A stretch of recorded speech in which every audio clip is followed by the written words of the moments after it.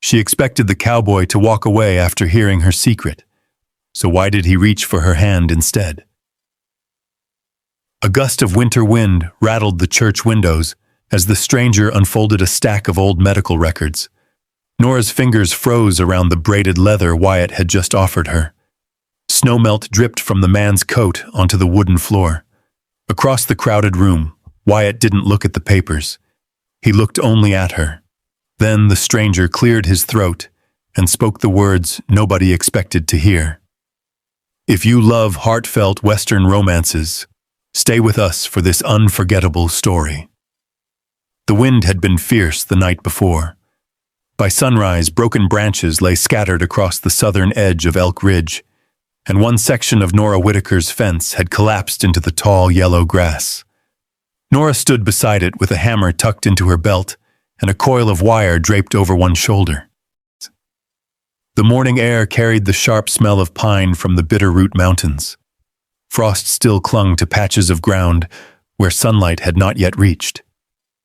She set a new post into the earth and drove it down with 3 steady strikes. Thump, thump, thump. The sound echoed across the valley. Nobody answered it. Nobody ever did. Her small cabin sat near a narrow creek that wound through the southern hills before disappearing into the cottonwoods. It wasn't much to look at. One room, a wood stove, a table scarred by years of use, a narrow bed beside the window. But it was hers. Every board, every nail, every inch of ground. Nora had earned it with her own hands. At 31 years old, she knew exactly how many buckets of water it took to fill the horse trough.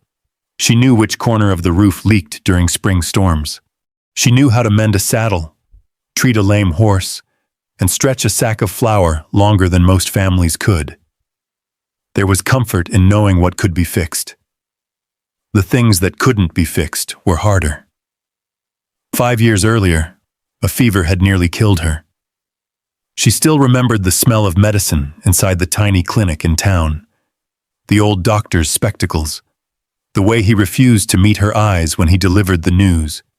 You survived, but there may be consequences. Months later, he had spoken more plainly. You likely won't be able to have children. That sentence had followed her home. It sat beside her at supper. It slept beside her at night. Over time, it became part of the furniture of her life. She stopped attending social gatherings, stopped listening when older women suggested introductions, stopped imagining a future that looked different from the present. The hammer rose and fell again. Thump. A magpie landed on the fence nearby. Nora glanced toward the road. A rider was approaching from the north. Not unusual. Travelers passed through the valley every week. Supply wagons, cowboys, trappers, drifters. But something about this rider made her watch a little longer. The horse moved at an easy pace. Dark bay, strong shoulders, well cared for. The man in the saddle sat quietly, neither slouched nor stiff. As he neared the property line, he slowed. For a brief moment, his gaze met hers. Then he touched 2 fingers to the brim of his hat. A simple greeting. Nothing more. Nora nodded once. The rider continued down the road. Soon he disappeared behind a line of cottonwoods. The valley became quiet again. She returned to her fence, yet somehow the morning felt slightly different.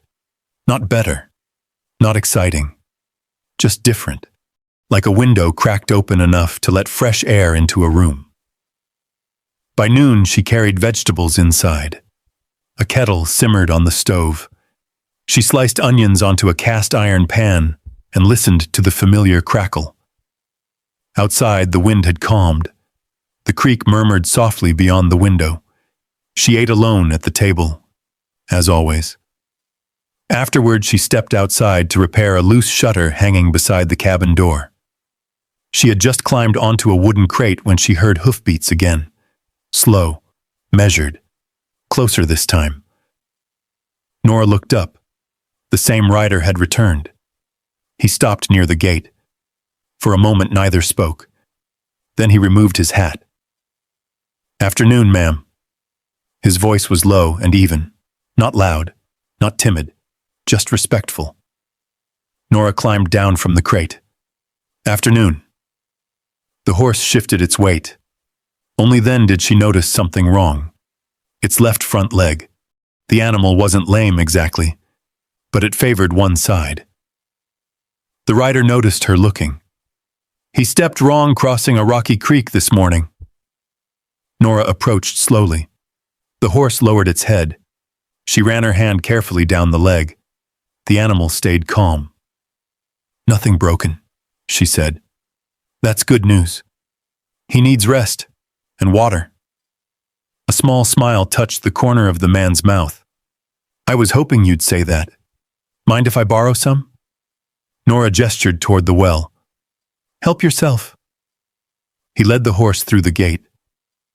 No hurry. No assumption that he belonged there. That caught her attention. Most men walked onto property like they owned it.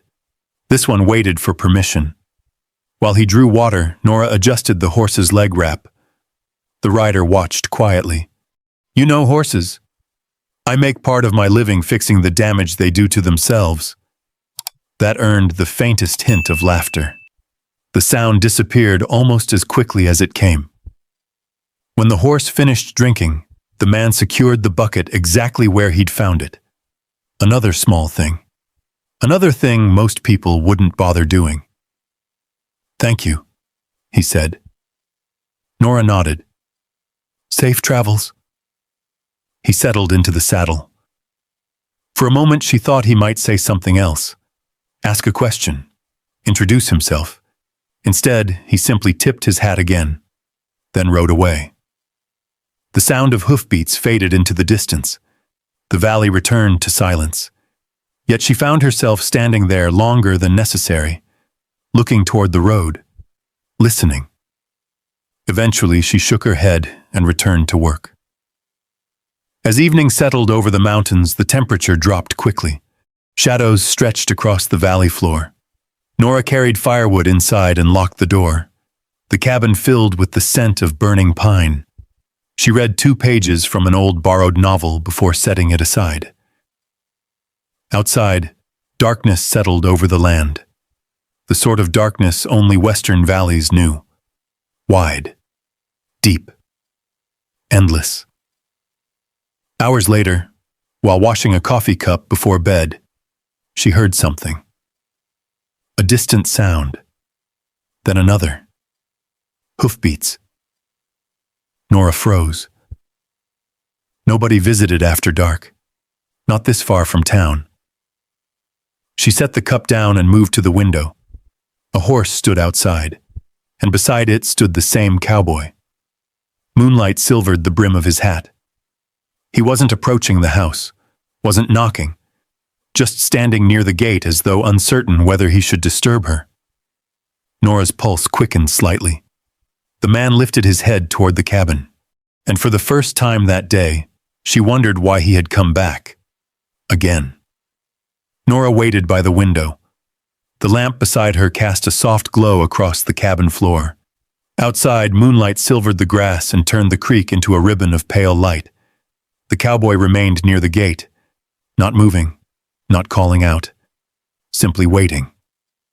After a moment, Nora opened the door. Cold air drifted inside. "You lose something?" she asked. The man smiled faintly. "No, ma'am." His voice carried easily through the quiet night. Then he held up a folded piece of cloth. "When I watered my horse earlier, I noticed this caught on the fence post." Nora stepped closer. It was an old work apron she used when treating injured animals. She had not realized it was missing. "I figured you'd want it back." For a second, she simply stared. Most people would have left it there, or ignored it altogether. "Thank you," he nodded. "Didn't seem right to leave it." Neither spoke after that. The wind rustled through the cottonwoods. Somewhere in the darkness, a coyote called. Finally, he settled his hat back onto his head. "Good night, Miss Whitaker."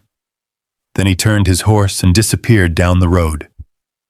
Nora remained standing outside long after the sound of hoofbeats faded. The apron hung loosely from her hand. A strange thing to think about before bed. A stranger returning a forgotten piece of cloth. Yet she found herself thinking about it anyway. The next morning dawned clear and cold. The first frost of the season covered the valley. Nora loaded 2 baskets of vegetables into her wagon before heading toward Elk Ridge. The trip took nearly an hour. The dirt road wound between open pasture land and low hills touched with gold and red autumn colors. By the time she reached town, the general store was already busy. Wagons lined the street. Children chased each other near the feed supply shed. The smell of coffee drifted from the diner across the road. Nora sold most of her vegetables before noon. Then she stopped by the blacksmith to pick up repaired saddle buckles. As she stepped back onto the boardwalk, she spotted a familiar horse tied outside the feed store. The same dark bay. The same leather saddle. A moment later, the cowboy emerged carrying a sack over one shoulder. He noticed her immediately. His expression brightened slightly. Not dramatically, just enough to be noticed. "Morning." "Morning." He adjusted the sack. "How's the fence holding up?" Nora blinked. Of all the questions he could have asked, "It's standing." "Good." Silence settled briefly between them. Comfortable silence. Not awkward. The cowboy extended a hand. "We never properly introduced ourselves." "Nora Whitaker." He nodded. "Wyatt Dawson." His handshake was firm without trying to prove anything. Then he let go exactly when he should. "Passing through?" Nora asked. "Most weeks." "What do you do?" "I train horses." "That explains your gelding." A grin appeared. "You noticed." "He listens to you." "Usually." She almost smiled. Almost. Before either could say more, a wagon rolled between them. By the time it passed, Wyatt had stepped aside. Not away. Just enough to avoid blocking her path. Another small thing. Another thing she noticed. Over the following weeks, Wyatt seemed to become part of the valley itself. Not constantly. Not in a way that felt deliberate. Simply present. Sometimes she saw him crossing the northern ridge at sunrise. Sometimes he stopped to ask which trail remained passable after rain. Sometimes he paused long enough to water his horse before continuing south. Every encounter stayed brief. Every conversation remained simple. And somehow that made them easier. One afternoon, a strong wind tore loose one of Nora's gate hinges. She was struggling with it when hoofbeats approached. Wyatt dismounted without a word. He looked at the gate, then at her. "Want a hand?" He waited. Actually waited, as though her answer mattered. Nora handed him the wrench. For 20 minutes they worked side by side. The metal was cold beneath their fingers. The wind carried dust across the pasture. When the gate finally swung cleanly into place, Wyatt stepped back. "Try it." Nora opened and closed it twice. No creak, no drag. Perfect. She nodded. "Thank you." He wiped his hands on his trousers. "Happy to help." Then he left. No expectation. No lingering. No attempt to turn kindness into obligation. That evening, Nora sat on her porch longer than usual. The sky glowed orange behind the mountains. The creek murmured below. For years, she had built careful walls around herself. Not out of anger, out of necessity. People always wanted explanations. Why she lived alone. Why she never married. Why there were no children. Wyatt asked none of those things. And because he never pushed, she found herself lowering her guard a little at a time. Far away in town, another man had begun paying attention. Vernon Pike, owner of one of the largest cattle ranches in the county. Rich, influential, used to hearing yes. Rumors had started spreading that a railroad survey crew would soon cross land near the southern valley, land very close to Nora's property. One chilly afternoon, Vernon rode out himself. His expensive coat looked out of place beside her weathered fence. "I'll make you a fair offer," he said. Nora leaned against the gate. "I'm not selling." "You haven't heard the number." "I don't need to." His smile tightened. "Everybody sells eventually." "Not everybody." The conversation ended there, but Vernon did not look pleased when he rode away. A week later, whispers started moving through Elk Ridge, at the general store, at the feed supplier, outside church. Small comments, quiet conversations that stopped when Nora approached. She pretended not to notice, but she did. One Sunday morning, she sat near the back of the church after service. The congregation had begun filtering outside. Nora remained seated, gathering her gloves. That was when she heard Vernon's voice. He stood near the doorway speaking to 3 ranchers. Not whispering, not quite, just loud enough. "I don't know what Dawson sees in her." A few uncomfortable chuckles followed. Vernon continued, "Man's wasting his future. A cowboy ought to build a family. Hard to do that with a woman who can't give him one." The church suddenly felt very small. Nora's fingers tightened around her gloves. For a moment, nobody spoke. Then another voice cut through the silence. Sharp, cold, unlike anything she had heard before. "That's enough." "Wyatt." Every head turned. He stood near the entrance. His jaw was tight, his eyes fixed directly on Vernon Pike. And for the first time since Nora had met him, Wyatt Dawson looked angry. The church fell silent. Even Vernon Pike seemed surprised. Wyatt took one step forward. Not threatening, not loud, just steady. "You ought to leave her name out of your conversations." Vernon's expression hardened. "I was speaking the truth." "No," Wyatt said. "You were speaking about somebody who wasn't standing in the conversation." A few people shifted uncomfortably. The pastor cleared his throat. Outside, a wagon rattled past the church windows. For several long seconds, nobody spoke. Then Vernon adjusted his coat. "Suit yourself." He walked away. The crowd slowly dispersed. Conversations started again in low voices. Nora remained where she stood. She could feel eyes turning toward her, some sympathetic, some curious. Those were somehow worse. When she finally stepped outside, Wyatt was waiting beside his horse. Neither mentioned what had happened. "Road's muddy south of Miller Creek," he said. She blinked. "What? Thought you'd want to know." A tiny smile touched his face. Then he climbed into the saddle and rode away. As though nothing unusual had happened. As though he hadn't just stood up for her in front of half the county. That made it harder. Far harder. The rumors did not stop. If anything, they grew. People talked in feed stores, at the post office, outside the mercantile. Nora could feel it whenever she walked into town. Conversations lowering, eyes lingering. The worst part wasn't Vernon Pike. It was the pity. She hated pity. One cold afternoon, she heard 2 women speaking outside the bakery. "Such a shame. He seems like a good man. Maybe he'll come to his senses." Nora turned around and walked the other direction. She didn't buy bread that day. By early December, snow began appearing on the higher ridges. The valley turned gray and silver. The creek behind Nora's cabin slowed beneath thin sheets of ice. She started avoiding town whenever possible, and without realizing it, she began avoiding Wyatt. If she saw him riding toward her property, she found work on the opposite side of the barn. If she heard hoofbeats, she stayed inside. Not because she disliked him, because she liked him far too much. That truth frightened her. One afternoon, she found a sack sitting beside her porch. Feed grain. Enough for several weeks.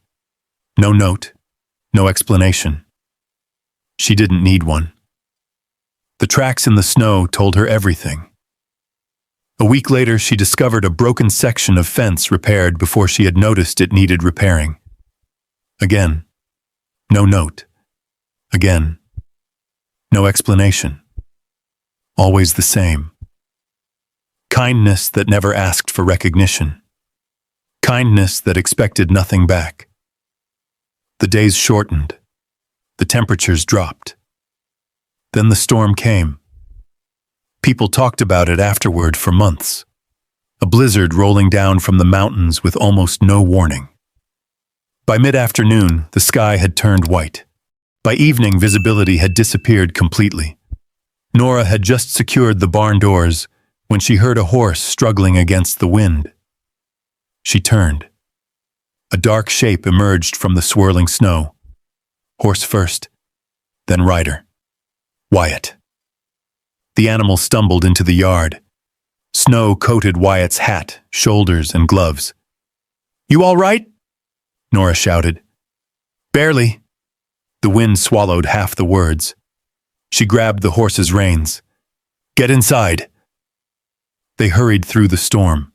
The cabin door slammed behind them. Instant silence. Only the crackling stove remained. For several moments, neither spoke. Wyatt stood near the door, brushing snow from his coat. Water dripped onto the floorboards. Nora handed him a towel. Their fingers almost touched. Almost. "Coffee?" she asked. "Please." She poured 2 cups. Steam curled into the warm room. Outside, the storm pounded against the cabin walls. Inside, the space suddenly felt much smaller than usual. There was nowhere else for either of them to go. No excuse to leave. Hours passed. The wind continued screaming beyond the windows. They sat beside the stove, talking about ordinary things. Horse prices, road conditions, the new bridge north of town. Anything except the thing both of them were thinking about. Finally, Wyatt set his cup down. "You've been avoiding me." The words landed softly. Not accusation, just fact. Nora stared into the fire. For a long time, she said nothing. The flames reflected in the iron stove door. The room smelled faintly of coffee and pine smoke. "I didn't know it was that obvious." It was. Another silence. Then she laughed quietly. A sad sound. "I suppose you're owed an explanation." "No." Wyatt shook his head. "You don't owe me anything." That almost made it worse. Nora clasped her hands together.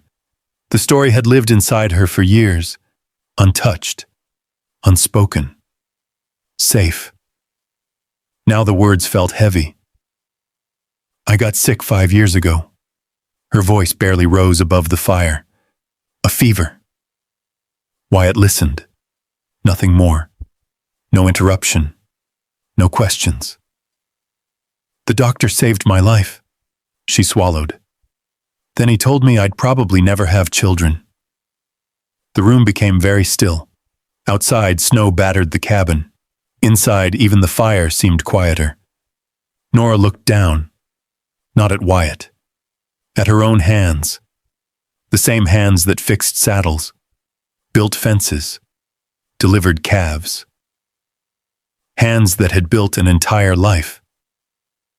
"I've seen what happens," she continued softly. "I've watched marriages break apart because a woman couldn't give her husband what people expected." Her throat tightened. "I've watched good women blame themselves for things they couldn't control." She drew a breath, then finally looked at him, for the first time all evening. "I don't want to see disappointment in your eyes someday." The words hung between them, simple, honest, painfully honest. Wyatt didn't answer. Not immediately. Not after a minute. Not after 2. The silence stretched.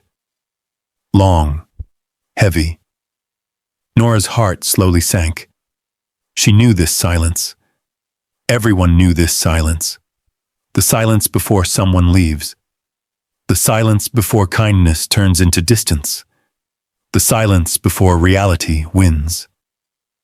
Outside, the storm continued raging. Inside, Wyatt Dawson sat motionless beside the fire, and Nora began preparing herself for goodbye. She had done it before. Not with Wyatt. With hope. Hope had a way of arriving quietly and leaving the same way. The logs shifted in the stove. A small shower of sparks glowed behind the iron grate. Still, Wyatt said nothing. The silence stretched so long that Nora finally stood. "I'll put on more coffee." Her voice sounded calm. At least she hoped it did. She crossed to the stove and reached for the kettle. Her hands felt colder than they should have. Outside, snow battered the cabin walls. The wind rattled the shutters. Inside, only the sound of boiling water filled the room. When she turned back, Wyatt was still sitting there, still watching the fire, still not leaving. Nora poured coffee into 2 cups, one for herself, one for him. Then she sat down again. She did not look at him. She stared at the steam rising from her cup. After a while, Wyatt finally spoke. "I don't know much about doctors." The words came quietly. Nora's grip tightened. "I know they usually know more than I do." Another pause. "But I know what I came here for." She looked up. His eyes met hers, steady, clear. No pity, no hesitation, no disappointment. "I didn't stop by your place because I was looking for children." The wind struck the cabin. Neither moved. "I stopped because you always fixed things that everybody else ignored." Nora blinked. Wyatt continued. "You take care of horses nobody else has patience for. You work harder than most ranch hands I've known. You keep going even when nobody's watching." The fire cracked softly, and every time I rode away, I found myself looking for a reason to come back. Something shifted inside her chest. Small, dangerous. "I don't understand," she whispered. A faint smile touched his face. "I think you do." The storm lasted through the night. Neither spoke much afterward. Some conversations changed everything. After they happened, there wasn't much left to explain. The next morning dawned bright and white. Snow covered the valley. The world looked newly made. Wyatt helped shovel a path from the cabin to the barn. They worked side by side. No dramatic declarations, no promises, just the sound of steel shovels scraping packed snow. By midday, the roads were passable again. Wyatt saddled his horse. Before leaving, he stopped beside the gate. "Nora." She looked up. "I meant what I said." Then he rode away. The horse's tracks disappeared into the snow-covered road. For a long time, Nora stood watching them. The weeks that followed felt different, not easier. Different. The rumors continued. Vernon Pike continued buying drinks for men at the saloon and spreading stories whenever he could. But the stories no longer carried the same weight. Not after the storm. Not after Wyatt stayed. December slipped into January. Winter settled heavily over Elk Ridge. Then came the annual winter market. Every rancher within 30 miles seemed to arrive at once. Wagons crowded the main street. Horses stood tied along hitching rails. Children darted between storefronts. The smell of coffee and wood smoke drifted through the cold air. Nora arrived early with baskets of preserved vegetables and repaired tack. She sold most of it before noon. For a while she almost forgot about Vernon Pike. Then she heard his voice. Loud, confident, too loud. He stood outside the general store surrounded by several ranchers. Wyatt was there too. So was half the town. Vernon tipped back his hat. "A cowboy ought to think about the future." Nobody answered. Encouraged, he continued. "A man needs someone who can carry on his name." The crowd grew uncomfortable. People glanced toward Nora, toward Wyatt, toward the ground. Then Vernon delivered the final blow. A cowboy needs an heir, not a burden. Silence crashed over the street. The kind of silence that makes every sound disappear. Even the horses seemed still. Nora felt heat rush into her face. She wanted to leave, wanted to disappear, wanted to be anywhere else. Then Wyatt stepped forward. One step. Nothing more. His coat was dusted with snow. His gloves hung from one hand. He looked first at Nora. Not Vernon. Not the crowd. Nora. The look lasted only a second, yet somehow it steadied her. Then he turned. His voice carried clearly across the street. If she can't have children. Nobody moved. Nobody breathed. Wyatt's gaze never left Vernon Pike. Then I'll love her even more. A murmur swept through the crowd. Wyatt continued. Because I choose her. The words landed like church bells, simple, impossible to misunderstand. Vernon's face darkened, but nobody was listening to him anymore. They were looking at Wyatt, looking at Nora, looking at the truth standing between them. Wyatt reached into his coat pocket. For a heartbeat, nobody understood what he was doing. Then he pulled out a braided leather strap, beautifully made, hand-tooled, the kind used on a fine horse's bridle. He stepped toward Nora. The entire town watched. Nora Whitaker. His voice softened, for the first time that day. I don't have a ring. A few people laughed quietly. Even Nora felt tears threatening behind her eyes. But I made this myself. He held out the braided leather. I'd be honored if you'd marry me. The world seemed to stop. The market, the crowd, the winter wind, everything. Nora stared at him, at the leather in his hand, at the man who had never pushed, never demanded, never tried to change her. A smile trembled at the corner of her mouth. She opened her lips to answer, and at that exact moment, a stranger's voice called from the far end of the street. Miss Whitaker! Heads turned. A young man in a dark coat pushed through the crowd carrying a leather satchel filled with papers. Snow clung to his boots from recent travel. He looked directly at Nora. I came from Helena. Confusion spread through the crowd. The stranger removed a bundle of documents from his satchel. They concern your medical records. The smile faded from Nora's face. The winter market fell silent once more, and suddenly every eye in Elk Ridge was watching. The young man removed his gloves. His cheeks were red from the cold, and snow clung to the shoulder of his dark wool coat. I apologize for the interruption, he said. My name is Dr. Nathan Cole. He glanced toward Nora. I recently took over the medical practice in Helena that purchased the records from several retired physicians across Montana. Nobody spoke. The doctor held up a folder secured with twine.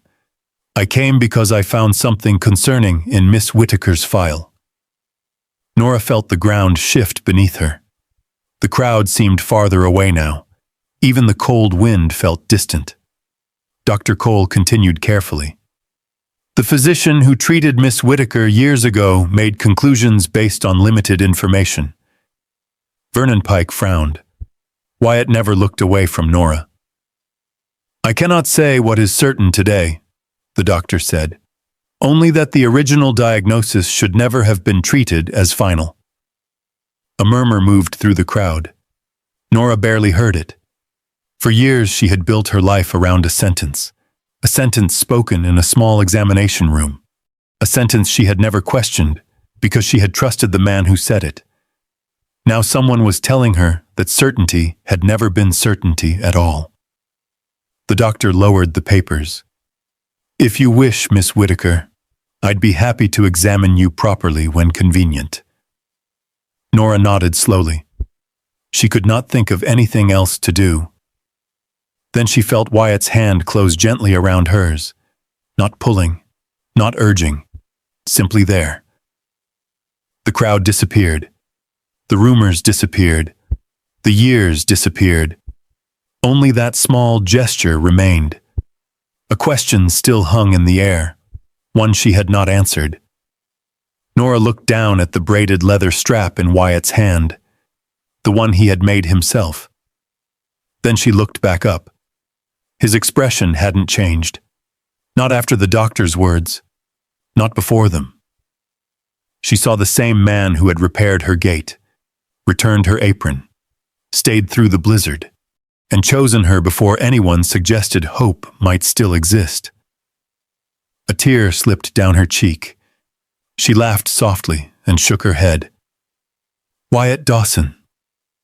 A smile appeared, small, patient, waiting. That's me. The crowd chuckled. Nora drew a breath, then another. Yes. The street erupted. People clapped. Someone cheered. The pastor removed his hat and smiled. Even those who had spent months gossiping seemed relieved to witness something good. Only Vernon Pike looked disappointed, and for the first time, nobody cared. Winter slowly gave way to spring. Snow retreated from the valley floor. The creek behind Nora's cabin swelled with mountain runoff. The wedding took place beneath clear skies in April. Nothing grand, nothing expensive. Wildflowers sat in mason jars along the church windowsills. Neighbors brought pies. The pastor spoke briefly. Wyatt wore his best suit. Nora altered her own dress late at night by lamplight. When the ceremony ended, they walked home together beneath bright Montana sunlight. The road looked exactly the same as it always had. Yet somehow everything felt different. Married life settled into place, quietly. No dramatic changes. Just two people learning each other's habits. Wyatt rose before sunrise. Nora preferred an extra 15 minutes beside the stove with her coffee. He repaired fences. She repaired saddles. They shared work without discussing who owned which task. The seasons moved forward. Summer arrived. Then autumn. One cold November afternoon, Sheriff Ben Holloway brought a young boy to their property. His parents had died during a severe winter illness in a neighboring county. No close family could be found. The boy stood beside the sheriff holding a worn canvas bag, quiet, thin, trying very hard not to cry. Nora knelt in front of him. Have you eaten? The boy shook his head. That was all it took.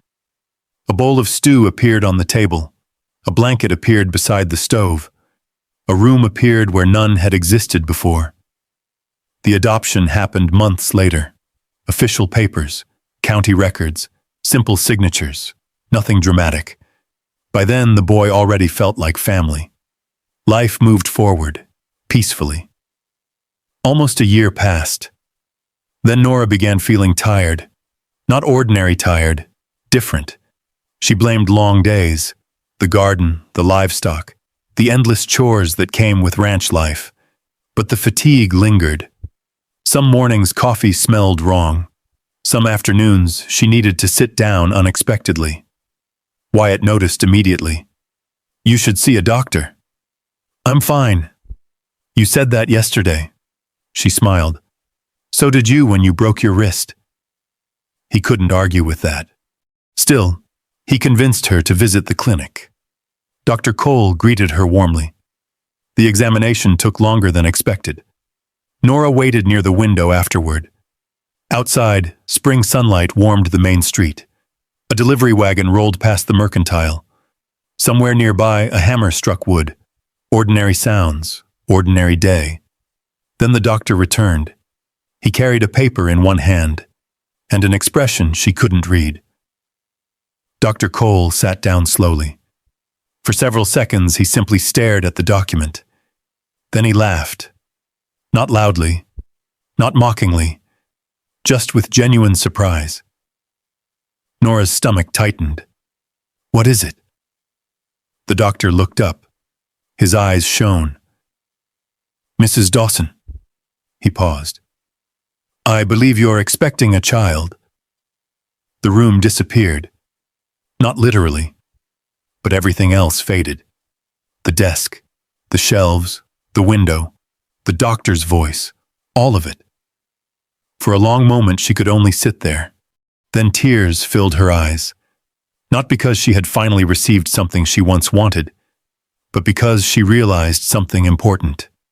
If this news had never come, Wyatt still would have stayed. The child wasn't proof. The child wasn't a reward. The child wasn't the reason. Love had already happened. The child simply arrived afterward. Years later, as the sun set behind the Bitterroot Mountains, a young boy ran laughing between the barn and the pasture fence. A little girl slept peacefully in Nora's arms on the porch. Wyatt knelt near the gate making a small repair before winter. The same kind of work that had first brought them together. The same kind of ordinary moment that often became life's most important memory. Inside the house, extra chairs surrounded the supper table. One was usually occupied by a traveler, another by a neighbor, another by someone who simply needed a warm meal. The front door was almost never locked, because Nora remembered what loneliness felt like. She remembered how much a small kindness could matter. And she remembered a cowboy who had chosen her before there was any promise of tomorrow. The evening breeze moved softly across the valley. Wyatt looked up from the gate. Nora smiled back. Nothing more needed to be said. Some loves arrive with thunder. Theirs arrived like a horse returning down a quiet road, again and again, until neither could imagine the road without the other. When I think about Nora and Wyatt, I don't remember the doctor's papers first. I don't even remember the wedding. I remember a man who kept coming back down a quiet dirt road, asking for nothing. And I remember a woman who had spent years teaching herself how not to hope. Maybe that's why this story stays with us. Because if we're honest, most of us have carried something we thought would close a door forever. A loss, a mistake, a fear, a sentence spoken over our lives that we accepted as the final truth. Now imagine standing where Nora stood. Imagine believing a part of your future was gone. Then imagine meeting someone who didn't love you for what you could give them, but simply for who you were when the world wasn't watching. That kind of love doesn't arrive with grand speeches. It shows up in small acts, a repaired gate, a warm meal, a hand that stays when it would be easier to leave. Maybe the lesson isn't that miracles happen. Maybe the lesson is that healing often begins long before the miracle arrives. And sometimes the greatest gift isn't getting everything you once dreamed of. It's discovering that you were already enough before it happened. If this story meant something to you, I'd love to hear your thoughts in the comments. And if you enjoy these quiet Western stories about love, resilience, and second chances, I hope you'll stay a little longer. There are many more roads to travel together, and many more hearts waiting to be discovered in the stories ahead.